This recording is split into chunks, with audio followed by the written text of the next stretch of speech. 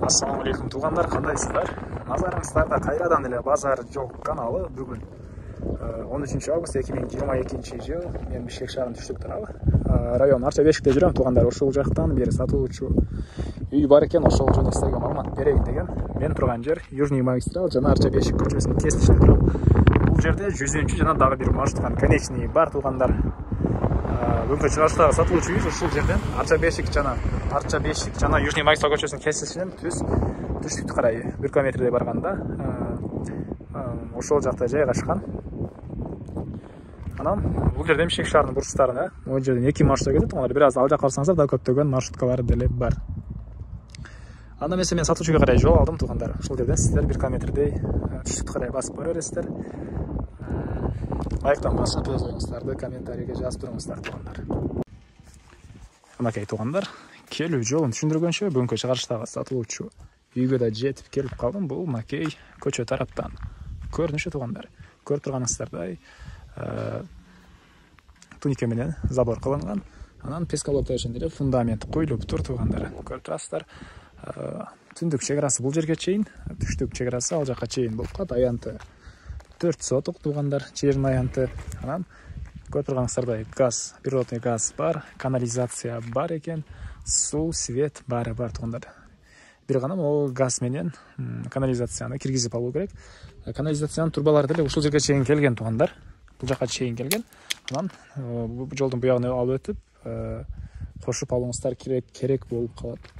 Андан ары мектептер жөнүндө айтсак, жакын жерде эле мектеп, садиктер деле бар экен туугандар.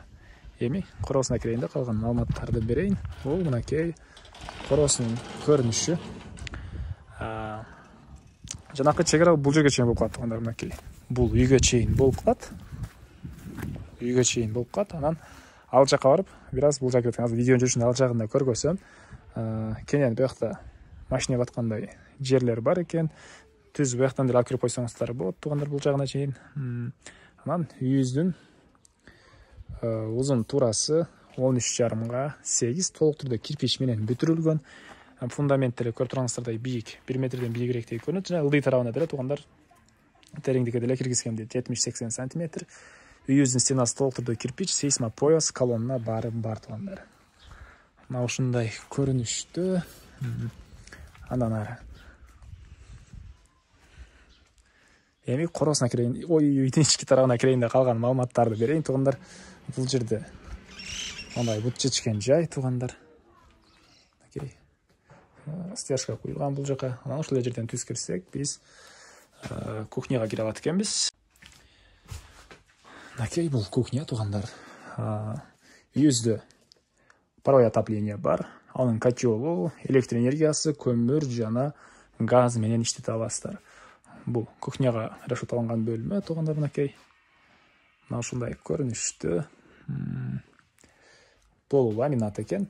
Анан ушул жерден бояка кирсек, отоплениянын котелу жайгашкан бөлмө. Бул жагына кирсек, санузел туугандар. Бул жактын кафелдери чапталган, полный даяр, турбалар тартылып тур. Бир гана арестанды коюп, ваннаны коюп, унитазды коюп эле калып тургандар. Окей, кафелдер чапталган, баары даяр. Андан ары буякта малый зал. Түндүк тараптан терезе орнотулган, потолок натяжной, дуалдар шпаклевка. Дуалдарга обой чаптоо керек экен. Үй ээсинин айтуусуна караганда, сатып алган адам өзү каалагандай өзүнүн табитиндеги обой чаптасын деп өзүм чаптаган эмесмин дейт туугандар. Үйүбүз 2019 жылы бүтүрүлгөн. Ошондо 3 жыл болуп калат. 3 жыл мурда эле бүткөн жаңы салынган үй туугандар. Анан ушул жерден оң тараптан кирсек, бир спальный бөлмө. Түштүк тараптан терезе орнотулуп тур. Пол ламинат, потолок натяжной. Анан эң төрүндө зал жайгашкан. Окей, бул зал, дуалдар шпаклевка, пол ламинат туугандар. Мына ушундай көрүнүштө. Бул жака деле обой чаптоо керек экен. Ар бир бөлмөдө отоплениянын батареялары деле бар туугандар. Сиздер ой пикирлериңиздерди туугандар комментарийге жаза кетиңиздер. Үйдүн негизги эмнелерин айтуу керек дагы. Өткөн күнү комментарий келген экен. натяжной деле айтып берет экенсиң. Андан башка сөз байларың жокпу деп. Негизинен көп сүйлөсө деле кээ бирлер үчүн зергиштүү болуп бараткандай сезилет мага туугандар. Ошого негизинен барын айтып эле кете берем туугандар мен. Так, эми андан ары мен кайра үйдүн короосундамын. Бул түндүк чек арасы ушул жерге болот, ушул жерге чейин болот. Анан бул жакта убактылуу болгон перехожка алынып салынат окшойт ошондо туугандар. Бул жак сиздерге караштуу болуп калат. Андан ары түз өтсөк. Үйүбүздүн түндүк тарабы. Түз өтүп келсек. Бул жерге келип туугандар. Бул жерге келип. Ман бир аз чек ара түштүгүрөк жылат экен. Могул черешнянын туш тарабыга чейин болуп калат экен. Себеп үй ээси бул жактан кошуна менен келишип, бул жакка машина киргенге жай алган экен туугандар. Кызыл китепте баары гос регистрден өтүп, баары даяр. Кыскасын айтканда, жердин аянты 4 сотук туугандар. Келсеңиздер өзү үй ээси дагы түшүндүрүп берет бул жагын. Анан чыгыш чек арасы ал жакта кызмторго чейин болуп калат. Үйдүн тышкы тарабында туалет, чыгыш төрүндө жайгашкан. Түштүк тарабындагы кошуна менен болгон чек ара мына бул зымторго чейин. А бул үйүбүздүн чыгыш тарабы туугандар. Мына ушундай. Айтылбаган эмне маалымат калды туугандар. Айтылбаган бир эле баасы калды окшойт.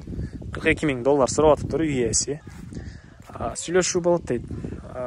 Зона кылып келип көрсөңүздөр, Базар Жоқ каналынан көрүп жатам деп айтсаңыздар, буйруса сүйлөшүү бир аз арзандатуулар болот. Андыктан Базар Жоқ каналынан көрдүм эле деп чала бериңиздер туугандар.